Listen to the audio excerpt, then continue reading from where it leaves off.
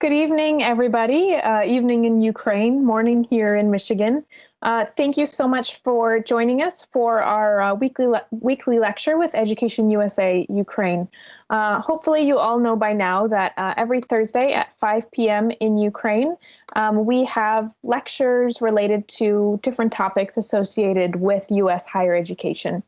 And today we have a presentation that I think will be incredibly useful and interesting for all about how to earn scholarships from U.S. colleges and universities. And we have a wonderful representative with us today who knows all about this topic, Carl Holtman, the regional representative from Wright State University in Ohio, is going to speak on this topic and answer all of your questions. So Carl will give a presentation first. During the presentation, please feel free to write questions into the chat box on YouTube. And then after Carl's done speaking, we will have a portion for Q&A. So we will have time to answer all of your questions. So with that, I will hand it over to Carl. Awesome. Okay, good evening as well. Pleasure to be here. I'm going to share my screen and hopefully this will work. Well, okay, let's try to share the screen, share the presentation. There we go. In theory. Why is it not working? Something's happening. It's thinking. It's trying to think, but you know the question is it doing the correct one? Oh boy, no. There we go. We can see it now. Okay, so hopefully it says funding your U.S. education scholarships and assistantships from Wright State University. That's what I'm hoping it says. That's what I'm hoping you see. So I'll walk you all through kind of scholarships and then assistantships as well for those who might be applying for master's programs. So hopefully you're seeing a slide that says, what is a scholarship? Are you? Say yes or no. Yes, we are. Okay, great. So a scholarship is a form of student financial aid that does not need to be repaid, so it is not a loan. Scholarships are usually awarded based on certain criteria. Generally, they can be need-based or merit-based. At an institution such as mine, all of our scholarships are going to be merit-based because we are a public institution, so that's something to keep in mind.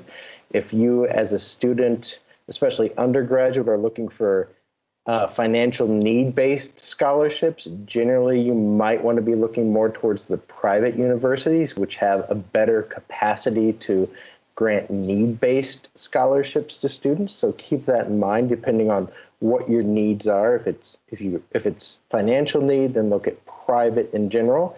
If you want something just based upon merit, public institutions are a very good bet.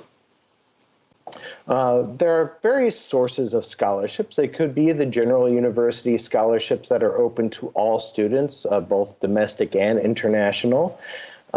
Generally, if you want to apply for those types of scholarships at the undergraduate level, some universities may require test scores such as SATs or ACTs. It's one of the ways that they can normalize all of the students applying, in a sense. You know, it's a way for them to judge students, you know, fairly easily with SAT and ACT scores for some of those more competitive scholarships.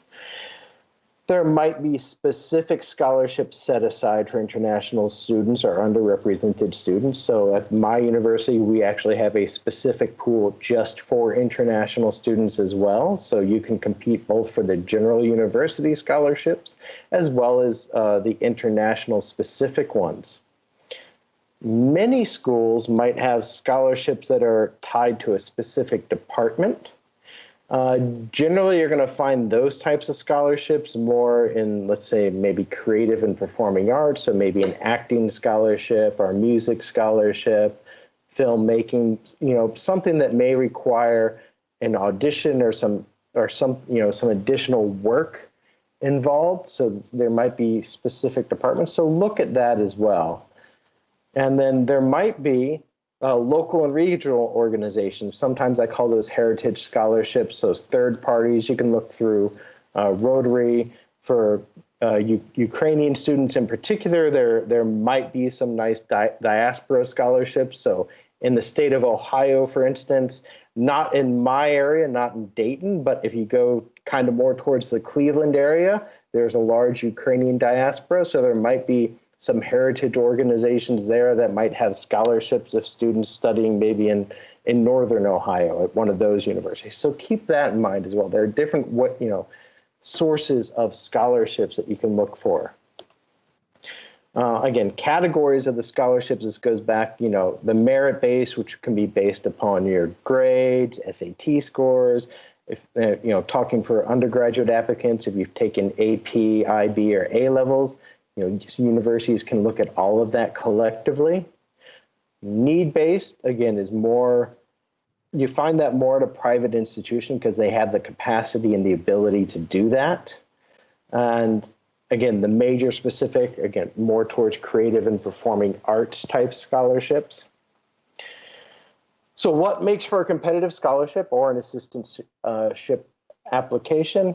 Again, anything that you can do, especially extracurricular or volunteer experience, all of that helps, because when U.S. universities, most of them do like to take what we call the holistic approach. So we aren't just looking at your grades or your test scores. Even though those are important, we do like to see what else you bring to the table. So, any extracurriculars that you've done, maybe clubs that you've been involved in, all of that can differentiate you a little bit. And, maybe each year a university is looking for something specific in a student. So maybe one year the university really wants to add to their on-campus newspaper. So maybe they're looking for students who have, some, journalism or writing experience. You never know exactly what they might be looking for. So it's always good to, highlight, what specifically I think makes you unique when you're filling out scholarship applications and writing personal essays. So any volunteer experience you can do, extracurriculars, of course, always maintain good grades. I mean, we do like to see good grades, even though I said, that's not the end-all, be-all. Competitive scholarships, of course, may require essays. So you'll see, in addition to filling out the university application, there might be a specific scholarship application as well, which may ask you either to write a personal essay or maybe write an essay on one or two specific topics. When they do that, give examples, be specific, but also personalize the essay and be passionate about what you're talking about, but also be sure that you answer the question that they're asking. And I always like to tell students, use clear and concise language. Don't try and put in fancy words. Use language that you might normally use. Especially, universities, they'll recognize that English may not be your first language anyway.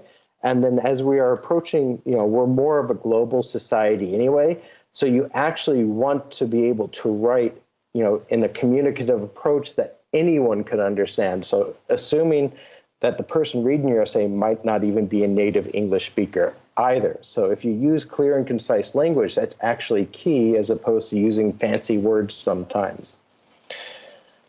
Depending upon the word limit, some may say, minimum of 300 words, maximum of 600. Of course, pay attention to that. But if you can fit that essay into what we especially as Americans are taught, what we call the 5-paragraph format, which is an introduction paragraph, and then the next 3 paragraphs are essentially each on a specific topic that you might refer to in the introduction, and then you have a conclusion paragraph. So if you can kind of stick to this 5-paragraph formula, and you can Google 5-paragraph essay to get some points of what that format might look like if you're not familiar with it. It's a very standard format that makes reading your essay, it's very easy. It's not all jumbled together. So if you're assuming that a college admissions person might be reading thousands of essays at a time, anything that you can do to help them is always appreciated. Most important is to actually print out a copy of what you've written, so that you can proofread it with a pen or a pencil. because you'll be surprised what you'll catch if you actually have a printed copy in your hand and you're proofreading it. I mean, there are things that you will miss if you just look at it on a computer screen. So it's always great to print it out, look at it, make some corrections, and then go back and format it on the computer before you send it. So I always say print it out, read it, make some edits that way as well. Letters of recommendation generally will be asked for as well. And it's, the reason we'll ask for these, it gives us as a university another perspective on you. So someone else is also telling us about yourself. When you're asking for letters of recommendation, I think it's always good that you provide the recommender with a copy of maybe that personal essay you've already written or that statement of purpose that you've written, so that they understand, why you're applying to a certain university and what you've already, keyed on yourself, what you specifically want to tell the university. The recommender will know that as well, so they might be able to tailor their recommendation based upon what you're also telling the university. So keep that in mind. Because the referees, the references, they do make a difference as well, because it does give us a certain perspective to look at as a student. Now I'm going to go in for about the next, I think, 3 slides or so, just more specifically about what we would call the statement of purpose. So this is more focused towards any of the students applying for graduate programs, but you can also, if you're applying for undergraduate, you can take some of what I'm going to talk about and apply that to the personal essay as well. So the statement of purpose, and again, for me, especially at the graduate level, this is the most important part of your application. More important than the letter of recommendation, more important than the test scores you're going to submit as a graduate student. A well thought out statement of purpose really shows the program that you've done your research, that you've looked at the school, you've identified, who you want to work with and why you would be a good fit. Because a good fit is probably the most important thing at the graduate level, because you're there to learn certain skills and do research for the most part. So you need to be a good fit for the professors as well. So your statement of purpose, and some of this goes back to that 5-paragraph essay as well. So it's going to be an introduction, talking about your previous studies and why you now want to pursue a graduate study. And you're going to highlight a couple of important things. Maybe you've engaged in research as an undergraduate. Maybe you've even published an article, anything that, again, shows that you might have already undertaken some research, that you're ready to take that next step and either go for a master's or a PhD program. All of these are important, to give us some background as a university. So you don't want to have just a general statement of purpose that you throw out there. You do want to tailor it to each university that you're writing to. And so you're going to, again, include specific reasons for why you're applying to that program at that particular school. So you're going to say, I'm applying to the computer science program at Wright State University because of the research that you do in this specific field. And you might name a specific field. You might, give a description of how this degree is also going to help you in the future when you return to your country. And you're also going to, oops, I pressed the wrong button. There we go. Also to include in your statement of purpose would be a list of maybe potential faculty advisors that you might be interested in working with. And again, this shows the university that you've gone to you've done your research, you've identified that, yes, this, Professor Shaw in the computer science department is engaged in robotics research that I am interested in also pursuing. So, you talk about that in your statement of purpose, why you want to come, who you may want to work with, what sort of research you may want to do. So, it's all very important as part of that statement of purpose. And then I always say you want to end that statement of purpose with a sentence. Doesn't have to be exactly this sentence, but something similar to, I would like to be considered for any funding that is available from your department, whether in the form of graduate assistantship or fellowships. So the assistantship, generally that can be a teaching or a research post, and assistantships at universities generally will at least give a partial tuition waiver. If it's at a public university, generally they'll waive the resident rate of the tuition, meaning you're still responsible for the non-resident rate. But many assistantships also provide a monthly stipend. And from that monthly stipend, that's usually enough money to pay your living costs and also pay that out-of-state portion of tuition. So assistantships, generally, if you can get them, they can cover most, if not all, of the cost of your graduate studies. Obviously, PhD students generally have priority, but at some universities, master's students would also be available for assistantships as well, depending. And a fellowship is essentially the graduate version of a scholarship. So that's essentially saying, we're going to give you a tuition waiver and pay you a stipend, but you don't have to teach or do research. So that's a great thing if you can get one of those. But all of that, again, comes down to, having good statements of purpose, a good background, and being able to, clearly express yourself. And also, once you've submitted your application, you can always reach out to professors as well. You don't have to wait to hear if you've been accepted or not. Reach out to professors during this process. Let them know you're applying. Let them know who you are as well and why you may want to come and work with them. So it's always a good thing. Don't necessarily ask for money. Don't ask for the funding until you've been accepted, but you can always reach out and show that you're a serious student, that you're doing research, that you want to come and work with this professor. The other thing I'll say as well, when you're applying to schools, especially graduate schools, but also undergrad, is I would say apply to several. Don't just apply to one university, especially at the graduate level. Generally, I say if possible, you might want to have a nice number of around 5 universities to choose from. The reason I suggest this, this comes from my personal experience as well when I was applying for graduate school, is it gives you a number of options once you have been accepted. Maybe one of those 5 universities will offer you some sort of funding, and you can then take that funding offer if you want to go to one of the other universities. You can always ask the other universities and say, I have been given this funding offer from this university. Are you able to match it? So, I did that. So you have the power to negotiate as a student, especially as a graduate student when you have these offers in hand. So I did that when I was applying to graduate schools as well. I think I had a couple of funding offers from universities. I asked the other university that I really wanted to go to if they could also match it, and they could. So I ended up at Wisconsin for my graduate studies. So, keep that in mind that you as a student also do have the power of negotiation, but only if you've actually applied to several schools and have offers in hand.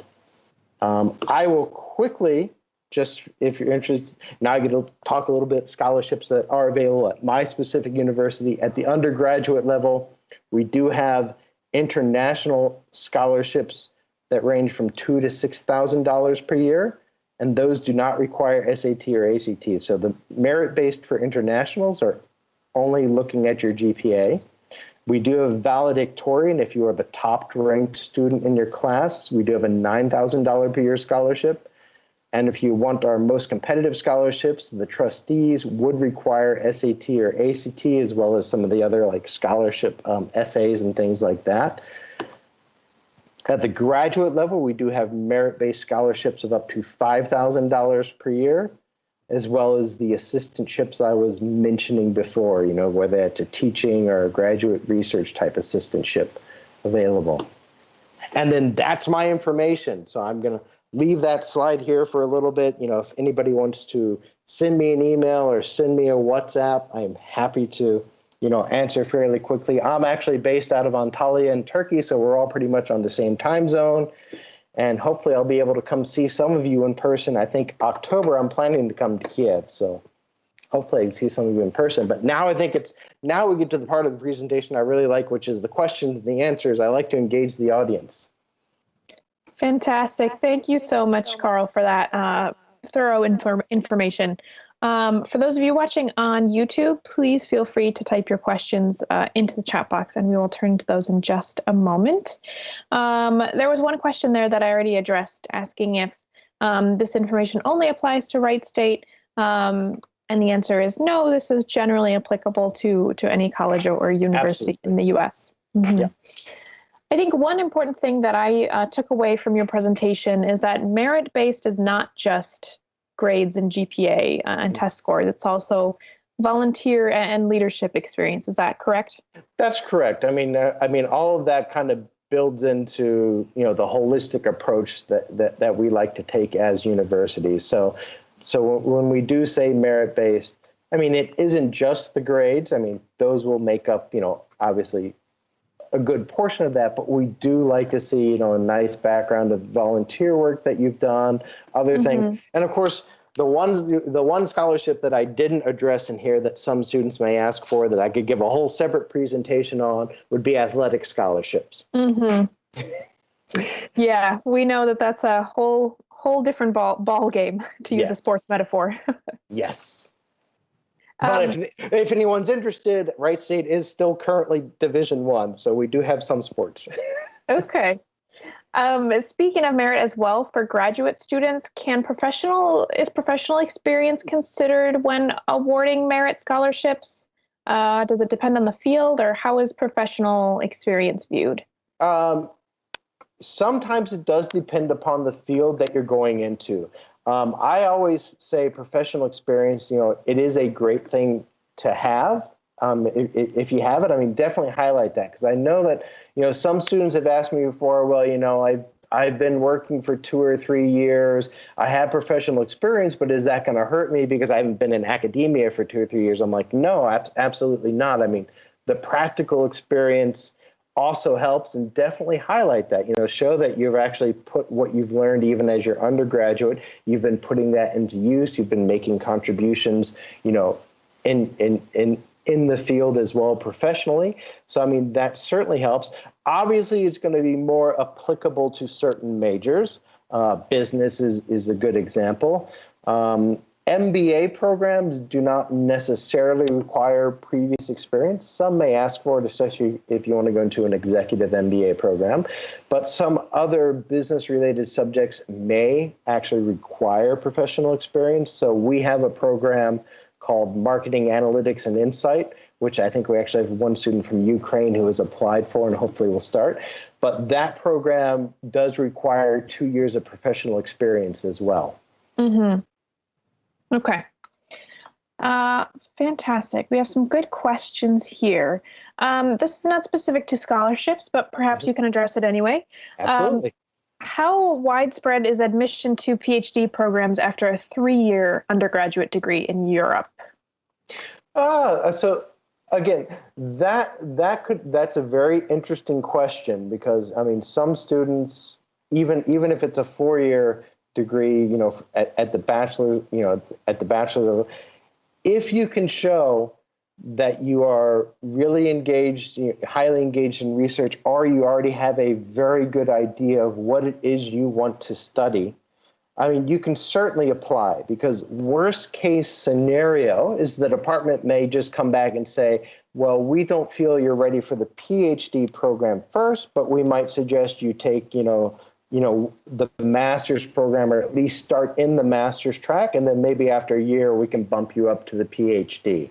So, I mean, certainly, like at this point, European 3-year degrees, most U.S. universities will look on those as equivalent for the most part as a U.S. bachelor degree. So again, if you have a good background and you have a thorough idea of what it is exactly you want to do research-wise, there's no harm in applying again. And this is going to come back to the statement of purpose being the most important. If you can show why you are a good candidate for the PhD, there's no reason not to apply. I mean, you should at that point also try and become highly engaged with faculty members as you're doing the application process. And again, kind of a topic for a whole different presentation, but what I always like to tell students, specifically if you're looking for PhD programs, the most important part of your search is looking for the professor you want to work with. That's more important than actually the name of a school. So you really want to find someone that's doing similar research to you, and it may be at a university you haven't heard about. It may be at Wright State University. It may not be at Harvard or MIT, for example. So kind of look at professors that you may want to work with, or as you've been an undergraduate and you've read some research papers of professors who really pique your interest, look at where those professors are currently teaching, or look at where those professors obtained their PhD from. That could also tell you a good school to look at. Mm-hmm. Great. Camila is asking, how many and what stages do you need to go through to receive a scholarship? That could vary by university, but at my university, use an example, I think some of the other, many of the other, say, public universities similar to mine, at the undergraduate level, we're going to consider you, especially for those international scholarships, just as part of the initial application that you've made. So there isn't a separate application for those general international scholarships. But if you do want to compete for some of the more universal scholarships, so let's say the trustee scholarship, which is valued at $20,000 per year, that will require a separate application. So once you've been admitted to the university, then you will download a separate application packet for the scholarship, which will, I think, have a variety of essay questions. It will also be, you'll also be applying to the university's honors college. So that's another, way that many students can, signal their intention that they want to be considered for scholarships, is to apply to the honors programs at some of these universities as well. So universities, like mine, have an honors program. Look at applying to those, because those might make you eligible for certain scholarships as well. But for some scholarships, there's not a separate application, but there may be for the more competitive, as the scholarships get more competitive, there will be additional stages as well. So there's at least one additional stage if you want the best scholarship that my university has to offer. If you're looking, let's say, more at private universities where they're going to get into need-based financial aid, then I think there'll be additional steps, because you're going to have to prove why you need the financial need as well. So they're going to go through probably asking for bank statements and things like that. Mm-hmm. So really the most important thing for a student to do is to understand which scholarships they can be automatically considered for and which scholarships would require a separate application. Exactly. And of course, the best piece of advice is always apply early.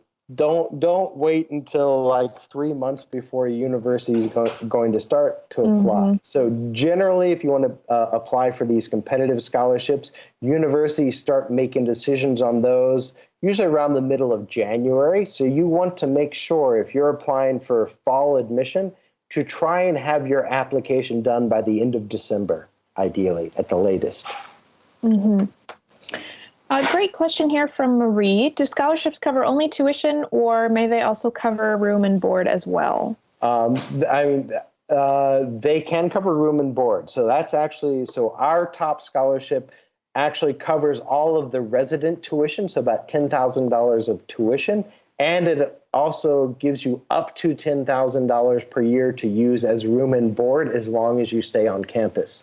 So that's what our scholarship does. So scholarships can certainly apply towards room and board as well. So that would vary by university, but a top scholarship generally will at many universities. Mm-hmm. Speaking on, I see your question here, Daria. I'm gonna expand it a little bit. Speaking about both bachelor's and master's or PhD programs, mm-hmm. would you say it's accurate that a student really needs to take the standardized test, whether it's SAT, ACT, or GRE, GMAT, in order to be competitive for scholarships, or is that not necessarily true? It's not necessarily true, especially nowadays with the way this pandemic has played out. A lot of schools have gone to test optional. What I tell students if they're applying for bachelor's level, I generally say take the SAT or ACT. And the reason I say that is because many universities can actually use the verbal sections of either the SAT or ACT as evidence of English as well. So it's actually, you then don't have to take a separate TOEFL or an IELTS. So the SAT or ACT in many cases can also be used for your English proficiency. So it's actually, saving you a little bit of money as opposed to paying for a TOEFL or an IELTS, for instance. And it's still making you competitive for some of the scholarships. So my best scholarship, SAT is asked for. I think, we're looking for a 1360 or better, but if you don't have it, then we look at whether you've, I think, graduated, in the top 5% of your class, and if your GPA is 3.75. So it's not even mandatory for my best scholarship, but it's always helpful, but it's not mandatory. And then the same with GRE or GMAT. Again, at this point, those are secondary to your statement of purpose. Those are secondary to your statement of purpose and to your letters of reference at the graduate level. Great. You spoke a little bit about letters of reference in your presentation. Could you expand on that a little bit more? Who is the best person to write a letter of recommendation? Some of the best people to write letters of recommendation. So if you're applying for undergraduate, then if you're lucky to be in a high school where they actually have a college counselor, those are generally asked for. If not, from high school, universities then may ask either from your English teacher or from your mathematics teacher. Those are generally good, and then maybe one other teacher as well, from another subject that you've had at the bachelor. So when I was applying, I think I asked my business teacher in high school as well as one of my math and one of my English teachers, for instance. At the graduate level, if you're applying for graduate school, then you're going to want to ask, one or two of the professors that you've either maybe taken multiple classes with or that you've engaged in research with while you were an undergraduate, someone who can really speak to your skills. But that's where it's also important to already have written your statement of purpose so that you can provide a copy of that statement of purpose to the person you're asking to write the reference letter for you. And please, please, please do not ask a person to write a letter of reference the day before it is due. Generally, it's nice to give a person maybe at least a 2-week window or so if possible. But even nowadays, depending on which university you're applying through, so mine, for example, when you're filling out our initial application, we'll ask for names and emails of people that you want to use as reference, and we'll actually send the request from our end to that person so they can email the university back directly. So, it's even nowadays, I used to actually have a slide in my presentation saying, here's how you request a letter of recommendation, but, that got taken out because mostly it's automated at this point, as you're filling out an application. So just keep in mind, a couple of professors that you've worked closely with that you think could write good letters of recommendation. If you've been out of school for a while and been in the professional world, then you might want a professional reference as well. Fantastic. We have a question from Andrea in Mexico. I don't know what your specific situation is, Andrea, but she's asking, is it too late to apply to more universities? Maybe you can talk about the general timeline for applying to universities? Generally, if you're looking for, I would say it depends upon the program per se. At the undergraduate level, some universities are still taking applications. So some universities would operate on what we call rolling admissions. And generally, so Wright State works on rolling admissions. So we can accept an applicant almost up until essentially registration day. But for an international applicant, I usually say the deadline really at the latest would kind of be middle to end of June, simply because there needs to be time to issue the I-20, for them to schedule a visa interview. So if it's a university that operates on rolling admissions, it usually comes down to how quickly can a visa be issued in a particular country.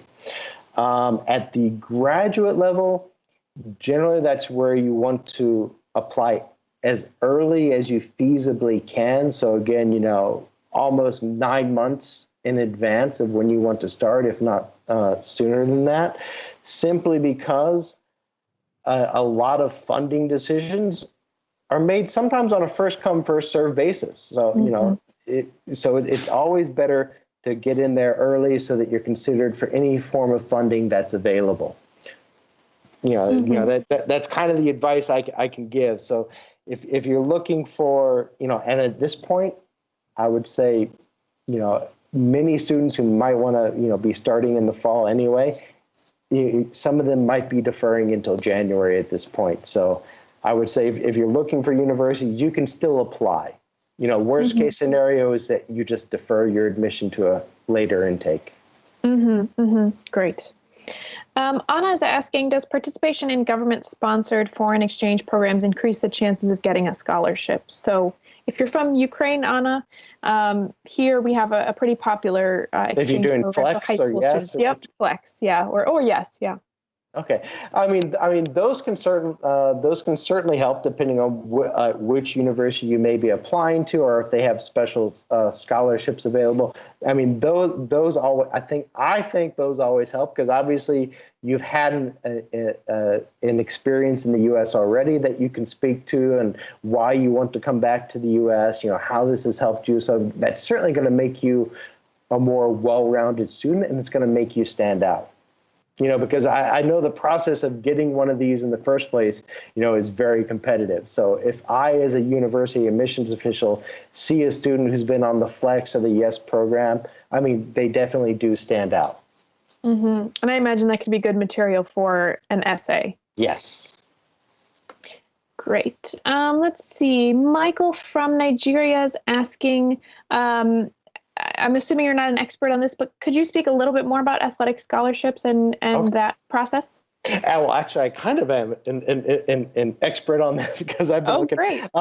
One of the important things you want to do if you're looking to do competitive athletics, either Division I or Division II in the NCAA, the first step is to fill out a profile in the NCAA Eligibility Center. So I think if you go to ncaa.org, that should, I think, possibly give you a link to the Student Eligibility Center. On that page is where you fill out a profile so that coaches can start looking, for you as well. There are, approved scouting services by the NCAA as well that a student can look into, to again, put their name out there or get a little more exposure.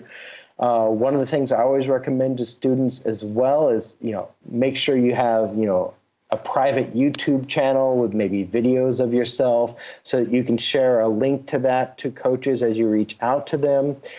Keep in mind that the NCAA does have, let's say, restrictions on how coaches can communicate and at what point in a student's, let's say, academic career they can communicate. So generally, if you're in, I think, grade 10 in U.S. terms, generally coaches aren't necessarily allowed to contact with you until you finish the equivalent of U.S. grade 10. So, grade 11, grade 12 is when you can actually start communicating with coaches and reaching out to them and telling them more about yourself.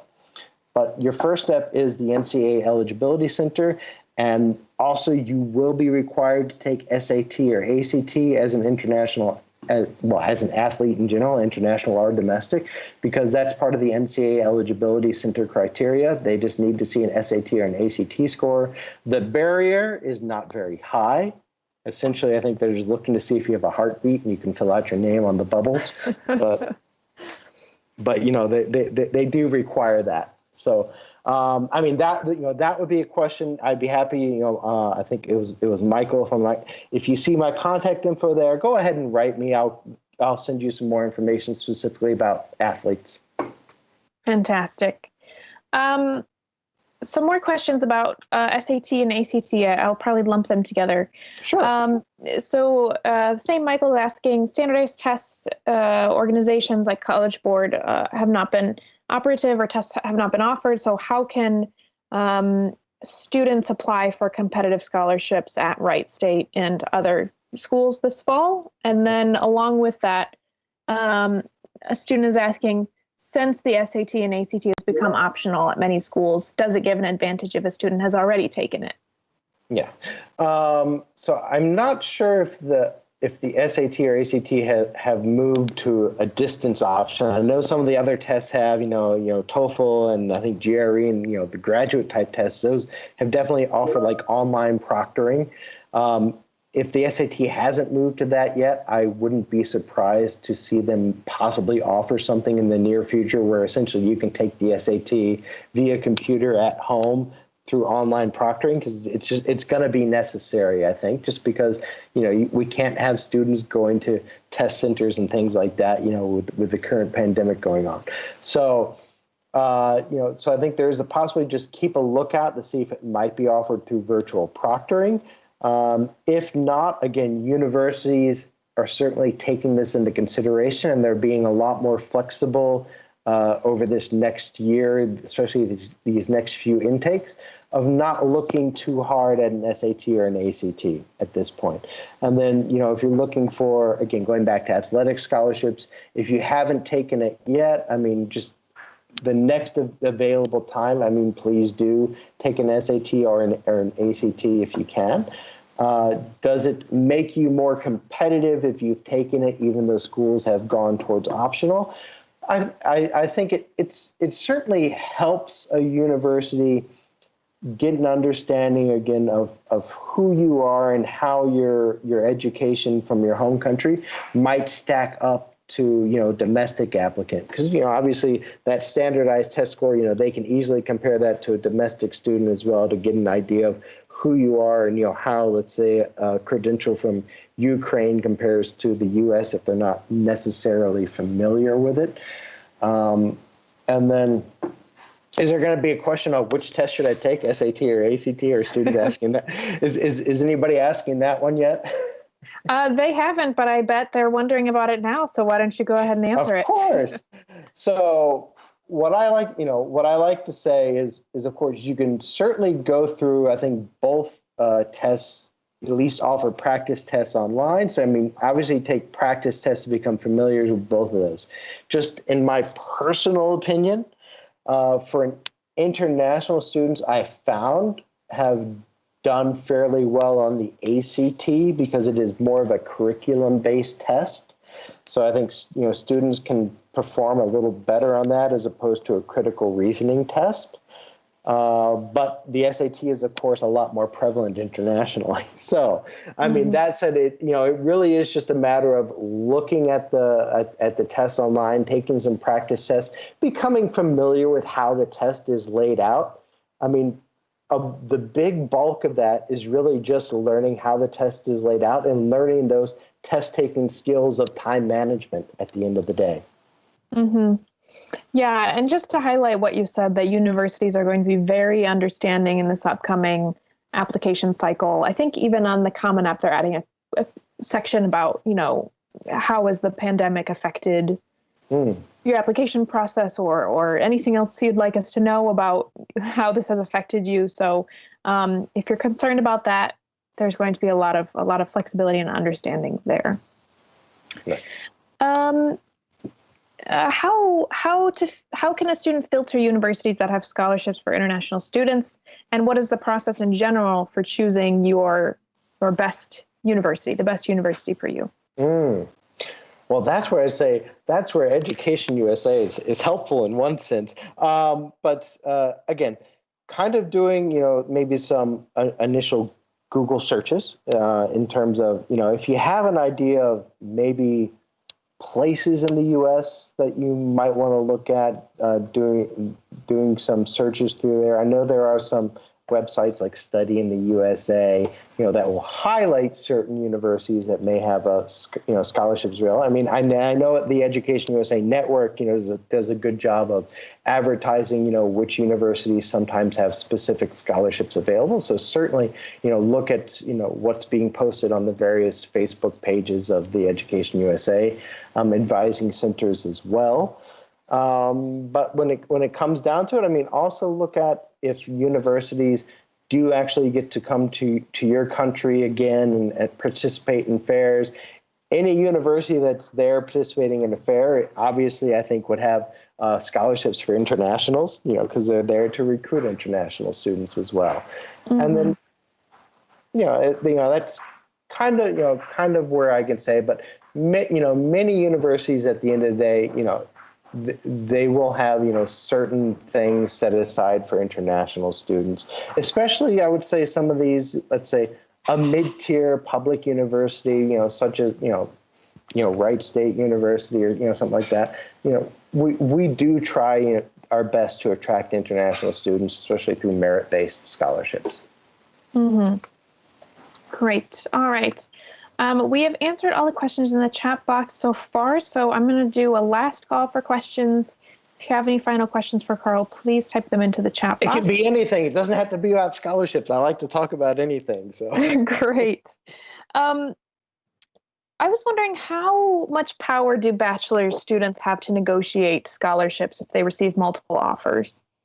I would say that probably not as much as a graduate student would, but I always say it never hurts to ask. The worst a university can say is, unfortunately, we can't match that offer, but you'll never know unless you ask.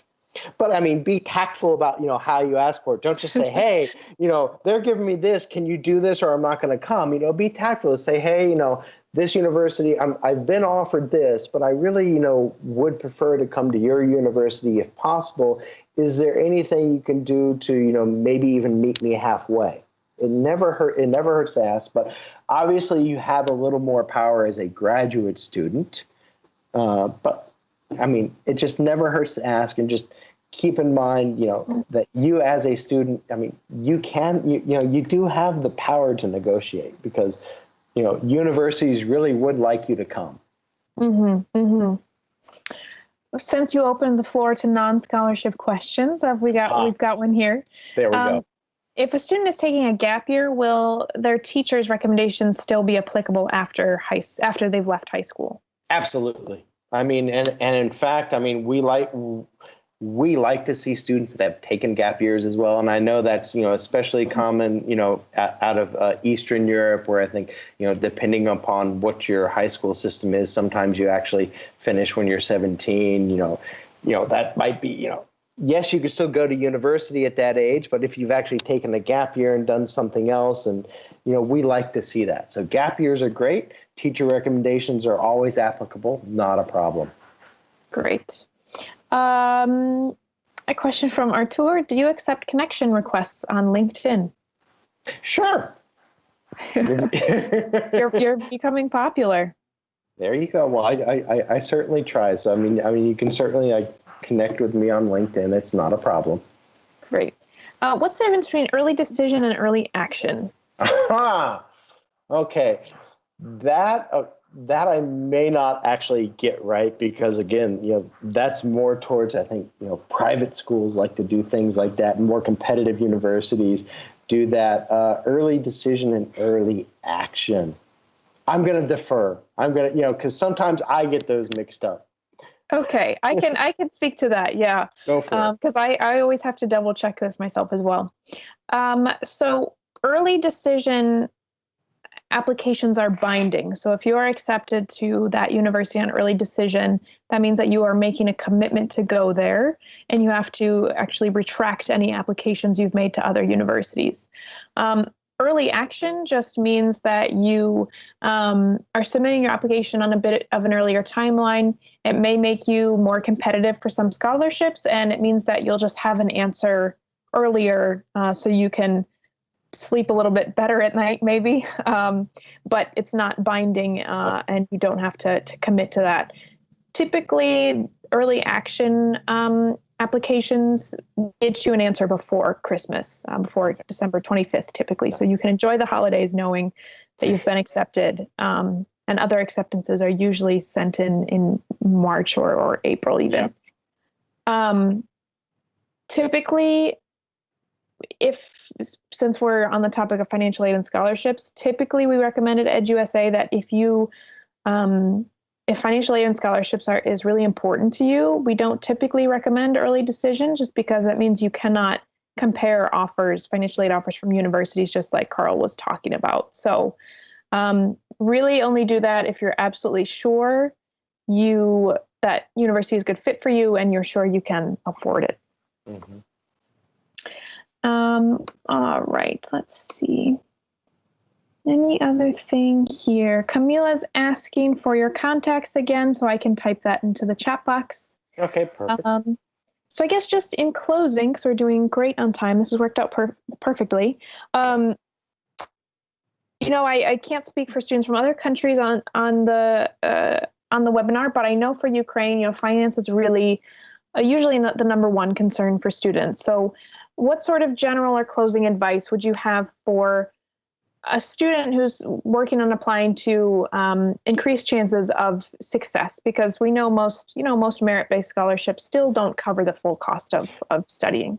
Well, exactly. I mean, so one of the things I didn't point out in my slides as well is, again, for those third-party scholarships, I mean, look at various sources for large corporations, even let's say a Coca-Cola or, even a Google or a Microsoft, they might have like a $500 scholarship, available for students.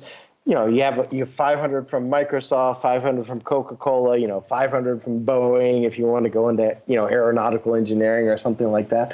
Look around also at, corporations. I think there might be some scholarship filters. I don't know if you have one there for Education USA, but look through those, do some Google searches, because even 500 here, 500 there, all of that also adds up. There is, keep in mind, the opportunity to work up to 20 hours per week on campus, to get an on-campus job. That's not going to necessarily fund your education, but it's going to help definitely with the pocket money and maybe some of your living expenses a little bit as well. So again, every little bit adds up. So, be able to, look at various ways of, pooling money together. Mm-hmm. And then the one other thing I can say is, especially at the graduate level, for specific programs, there might be loan mechanisms through companies as well. As I know there are some finance companies. So we have 2 programs in computer science or computer engineering where international students could get loans at reasonable rates as well. So that's always a possibility.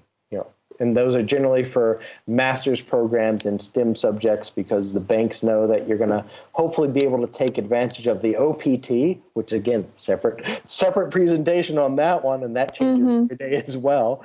But for the students studying in the STEM disciplines that can currently work up to 3 years in the U.S., I mean, there might be loan mechanisms at the graduate level. Okay. Great. Thank you so much for your time, Carl, and for providing answers to all of these questions. I know we just had a Ukrainian student return from an exchange program at Wright State, and he had a great experience. So we're happy to have that connection with you. So I've left your email in the chat box. So anyone watching, please feel free to email him with any more questions. Contact EdUSA if you have any questions. And thank you so much for joining us today. Not a problem. Thank you. Cheers. Thanks, everybody. Bye-bye. Bye.